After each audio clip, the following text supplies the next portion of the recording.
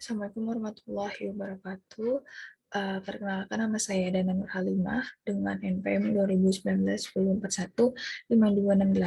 Di sini saya akan mempresentasikan hasil proposal skripsi saya dengan judul analisis framing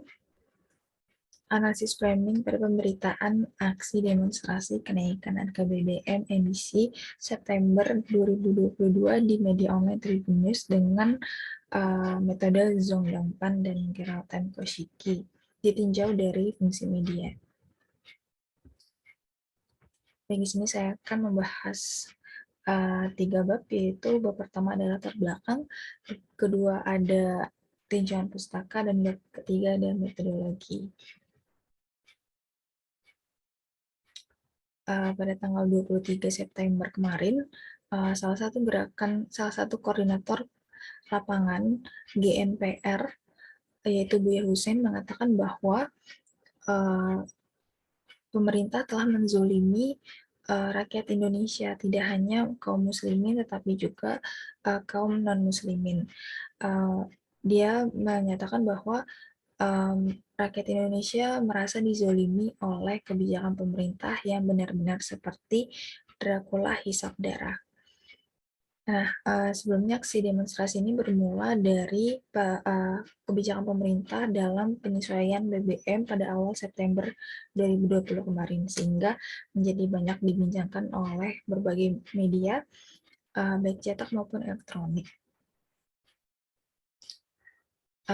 Para demonstran ini menuntut penolakan adanya kenaikan harga BBM, dan juga mereka mengaitkan dengan pemerintahan di zaman SBY.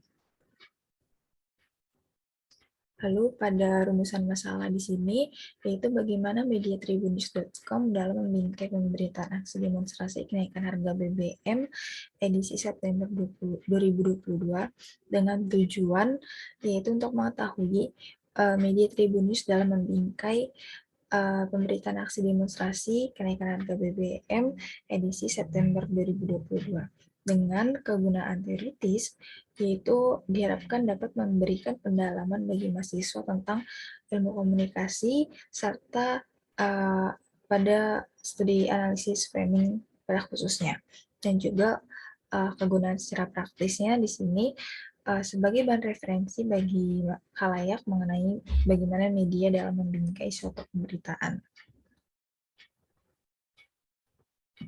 Lalu di sini saya menggunakan teori dari framing dengan model Zhongdangpan dan Geraldine Koshiki, yang mereka mengatakan bahwa analisis framing di sini merupakan suatu pesan yang lebih menonjol dan juga menempatkan informasi lebih daripada yang lain, sehingga masyarakat lebih tertuju pada pesan tersebut. Lanjut pada kerangka pemikiran, di sini berawal dari pemberitaan aksi demonstrasi kenaikan harga BBM di Tribun News edisi September 2022. Lalu saya akan menganalisisnya dengan teori framing dengan model Zhongdangpan dan Geraldine Koshiki, serta di sini saya akan mengetahui bagaimana fungsi media dalam memberikan informasi. Selanjutnya, metode penelitian, saya menggunakan paradigma konstruktivisme karena framing ini merupakan realitas yang dibentuk oleh individu atau yang telah dibentuk oleh jurnalis. Lalu, saya menggunakan pendekatan kualitatif deskriptif, dan juga metode framing ini mempunyai 4 struktur elemen, yaitu ada struktur sintaksis, struktur skrip, struktur tematik, dan struktur retoris. Lalu ini dari struktur sintaksis, saya akan mengamati unit dari headline, lead, latar informasi, kutipan, dan sumber pernyataan. Lalu untuk di skrip, saya mengamati unit 5W+1H. Untuk struktur tematik, saya mengamati unit paragraf dan proposisi.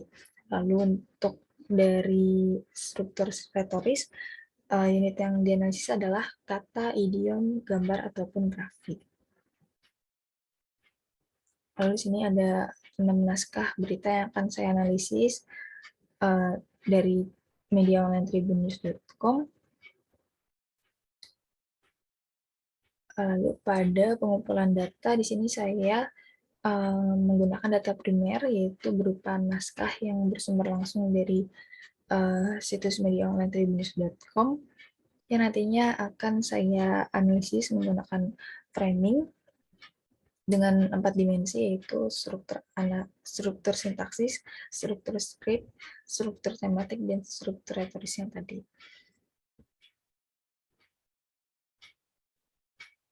Lalu di sini saya ada rencana jadwal penelitian.